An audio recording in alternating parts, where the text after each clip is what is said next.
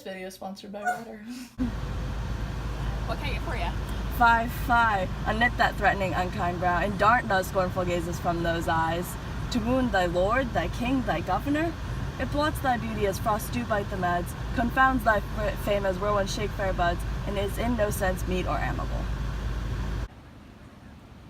A woman moved is like a fountain troubled, muddy, ill-seeming, thick, fair of beauty, and while it is so, none so dry or thirsty will deign to sip or touch one drop of it. Thy husband is thy lord, thy life, thy keeper, thy head, thy sovereign, one who cares for thee, and for thy maintenance commits his body to painful labor, both by sea and land, to watch the night and storms, the day and cold, whilst thou liest warm at home, secure and safe, and craves no other tribute at thy hands but love, fair looks, and true obedience, too little payment for so great a debt. Such duty as the subject owes the prince, even such a woman oweth to her husband. And when she is forward, peevish, sullen, sour, and not obedient to his honest will, what is she but a foul contending rebel and a graceless traitor to her loving lord? I am ashamed that women are so simple, to offer war when they should look for peace, or seek for rule, supremacy, and sway, when they are bound to serve, love, and obey. But why are our bodies soft, weak, and smooth, unapt to toil and trouble in the world, but that our soft conditions in our hearts should well agree with our external parts? Come, you froward and unable worms. My mind hath been as big as one of yours. My heart is great, my reason haply more, to bandy word for word and frown for frown. But now I see our lances are but straws. Okay. Our weakness I confess, and seeming to be both which we indeed least are. Bye. Thanks for listening. Okay. Then veil your stomachs, for it is no boot, and place your hand below your husband's foot, in token of which duty, if he please, my hand is ready, may it do him ease. Oh, okay. Hello, IB English class. We are now going to be covering the analysis portion of my video. First off, we're going to be talking about why I made my video the way I did. Now you may be wondering, Jessica, why did you make the video the way you did? That's a good question. I made my video the way I did because the scene's a little too serious for me. Kate's going on about her loyalty, her obedience, and all the sort, and it does not need to be that serious. This is a comedy after all.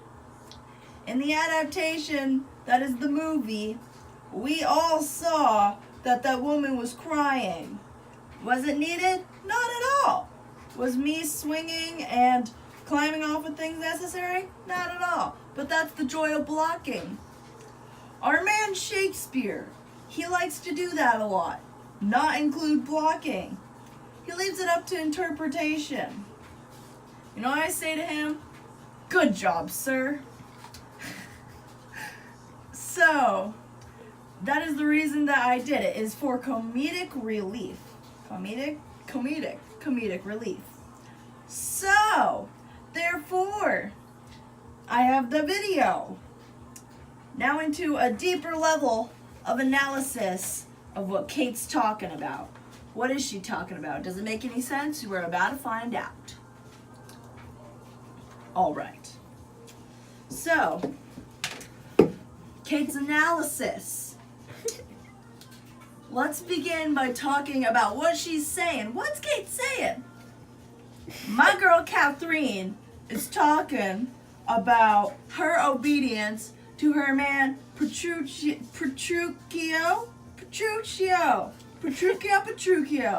and how it's like, you know, good. She's good. She's totally happy. She's happy with him. She's in love. She's feeling the obedience as a wife should for that time era. So, is what she's saying true? In my personal opinion, I do not think I do not think that she is saying what's on her mind. Okay. She is saying things that would manipulate the situation, like Petruchio did before. He didn't feed her so that way that she was manipulated into being obedient. I feel like she's throwing it right back at him with all this obedience, like all of a sudden just like, oh, my man, like my husband, like look at him, huh? Wow, amazing. He is a temple. I am a servant to him. But in my personal belief, I think that she was doing this to spite him and to manipulate. Because in that time era, you would look at your wife and be like, oh, well, she's not being obedient. That's what we call a shrew. Vice versa, Taming of the Shrew. Wow. And in a way, she becomes a foil of herself. And how does she do this?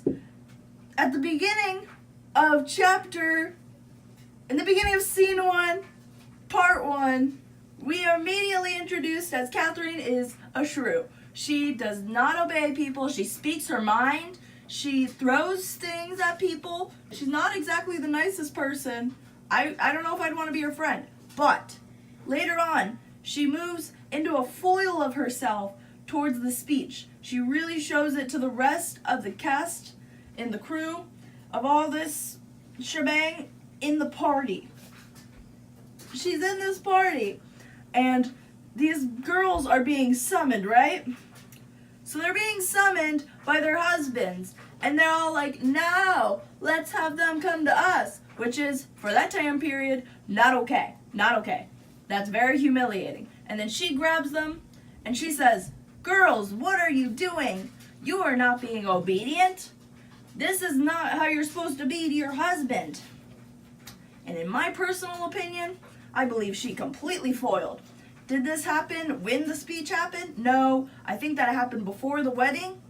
But I believe that she is manipulating the situation to get her ideal outcome. And why is she doing this? Because she's kind of in a crummy situation. I'm not gonna lie. A horse fell on people. She had to help out the servants. Like, she had a lot of problems. A lot. So I don't blame her for wanting to do that, right? I mean, would you? Would you want to be able to live in a situation where you're abused and you don't get enough food, you don't get enough sleep? I don't think so. So therefore, by being obedient and not being the shrew that she presented at the beginning of the book, we see a whole new Kate, a whole new foil. And this is how Taming of the Shrew comes into play. This is when the pinnacle of the story happens. She falls in love with him, which I don't believe, but she falls in love with him. And then she goes on saying that he is thy life, thy Lord, thy keeper, thy sovereign, thy head. So giving this man all these names with this level of diction really shows the power that Kate has. That's why she's a cool character by the end, because she's smart.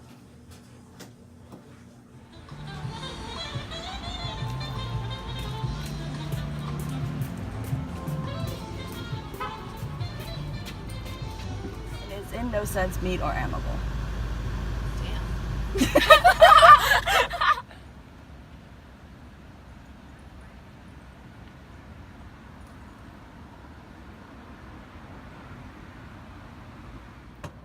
What are you doing? I don't know if this is gonna work, Bailey. You got this. Wait, what if I... No, that's gonna hurt. I don't know, man. I mean, I could... This would work. Really mean. They like you. No. They're coming. See, they're coming to say hi. No, that's not a hi. That's That's like a hi. Yeah, No, it's just go not. say your Shakespeare. Here's your lines. They're coming closer. Yeah, that's not good. It's good. No, it's Jazz, not. oh my god. Your What if they line. bite me. All right, fellow IB English class. Hey. We have a lot to do today. We got to do a lot of shopping. We do have some concerns though. We gotta low fuel, and my car's 143 miles service past due, and we have a tire pressure problem. But we're gonna do this.